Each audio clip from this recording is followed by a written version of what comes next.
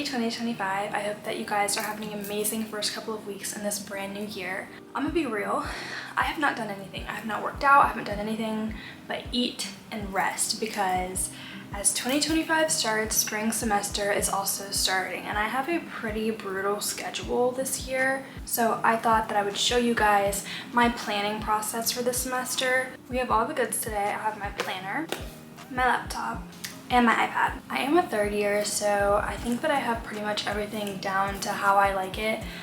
Freshman year was filled with me doing a whole bunch of extra things that I didn't even end up using. So everything that I'm showing you guys today are things that are really my tried and trues. We're gonna be doing all of this in real time. I haven't set aside anything. I'm gonna take you guys through a complete and honest planning. So before we do anything, we're gonna go ahead and check our Canvas pages. I'm gonna be real, all of mine are not up yet. I'm trying to resist the urge to scream. All right, so my first key to really staying organized is making sure that you have separate folders. So we're gonna do this on my laptop, but we're also gonna make sure that we do one in the iCloud so that it also goes to my iPad and my phone. I download the syllabus like 6 times because I can never find it. If you don't do this for the files, at least do it for just the syllabus, or the syllabi. This semester I have 5 different classes, so we're gonna do 5 different folders, obviously. My first one is a core class because I'm a transfer student. We have American literature. For me to make sure I don't get things mixed up, we're gonna actually name them what they are. We have all of our folders in our iCloud, so they're eventually gonna transfer to our iPad. We're gonna put the syllabus in each folder that it corresponds with. Okay, so now we have our folders for each class, and then we have the syllabus where they need to go. But we're gonna head over to Google Sheets and we're pretty much just gonna make a really simple sheet form for our assignments that we need to turn in. I like doing this because I do get reminders on Canvas, but oftentimes for stuff like discussion posts and stuff like that, I can forget, especially when I'm seeing it on Canvas like every day. I'm like, oh yeah, I'm gonna remember. January assignments is what we'll name it. Start with entering our classes. But it's gonna be pretty simple. We're gonna put the class, we're gonna put the assignment, we're gonna put the due date, and then we're gonna add a checklist once we enter them all, just so that we can check them off as we go during the time. I would personally feel very overwhelmed if I did this all at once, which is why I do mine monthly, and I feel like it's a good refresher for your brain to kind of, okay, you finished this month. At the end of this month, let's just, okay, we did that, now let's focus on next month. I just think that it's a good kind of mental reset. It kind of helps me to have a day-by-day mentality versus like, oh, we have this long stretch of time. Okay, so as you guys can see, this is my finished checklist for the month of January. I just like to do this personally. I think it helps me keep more organized. Ah, boo, jump scare. I know I look amazing right now. I wanted to come on here and I wanted to show you guys another assignment tracker. This one is a template, so it's a lot easier to do, a lot easier to work with. This one is the Purdue one. You might have seen it on like TikTok. I'm gonna link it in the description box down below because this one is amazing. Here we have the like actual assignments, and I love it how it has this little pie chart completion thing. It tells you the days till your due date. It's amazing. I will be using this one from now on. I have never used it before.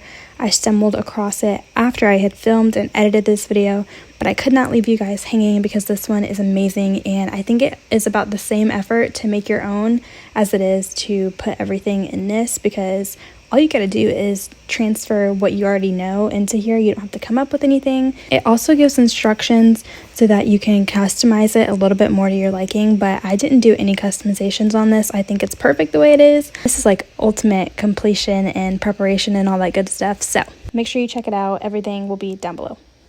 Back to the video. I don't like to put assignments in my planner. I think it just overwhelms me, but having them in one place for me is just really good. I am a very big iPad girl. I feel like my major does very well with having an iPad. I've had a couple professors over the course of my college career that are like, no technology, like you have to write pen and paper. And I don't go out personally and buy a notebook until I have a professor like that. I just really prefer using my iPad. So as for Miss iPad, I do have this school folder here. You can see everything has those little lines on it because I have not used it in like a month or so. But I am definitely a Goodnotes girl. Let's see what this opens up to. Okay, I thought it was gonna open up to me like stress, panicking, studying an assignment, but this is okay.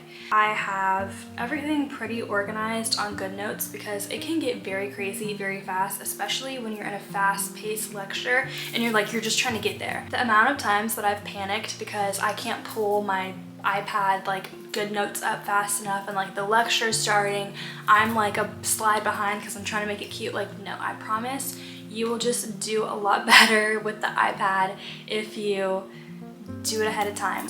I will go look at the lecture before I go to class, and when I get to class like that 5 minutes early, I go ahead and I make my title for the lecture, because I'm telling you, you don't want to, like, being behind and you're on an iPad is just humiliating because it's like, oh my god, like I am doing way too much right now. I need to like get on it. So I'm gonna make a semester folder. I do keep my semester folders, and then at the end of like the school year, I'll go in and delete them, and that's just because with my major, sometimes there's a lot of overlap. I'm gonna make folders in the folder that I just made for each that I have. Even if you don't take lecture notes, sometimes it can be, sometimes if they post like a passage or something, I want to read it on my iPad because I can go in and annotate it versus printing out paper. So it's just good to have these just in case, even if you don't end up using them. So we have all of our folders, and until I know what to expect from the professors, like if it's lecture heavy, if it's at home heavy, I'm not gonna go through and make notebooks or anything until I know what to expect. And that's, again, my personal preference. I want things to be as easy as possible. I don't want to be running around doing things that I have no business doing just because it's kind of fun to do. Like, no. Now we're gonna move on to the planner. So I like to kind of use my planner as like social things and like big things. So tests, big projects, any student organizations, things like that. I like to put them in my planner. So I like to use my planner less academically. I don't love using it for homework, assignments, projects. That is what the Google Sheets is for. Even if I wasn't a college student, I would still have this. So I'm gonna do my student organizations because that's kind of broad. So I know I have a kickoff meeting on the 21st of January, which is in 2 weeks. And then you also get this like lined like notebook, and I love to use that for like day-to-day like things that I want to get done. So those are all of the things that I have been doing for 3 years now to keep myself organized and prepared for the semesters. You have to figure out things that work for you.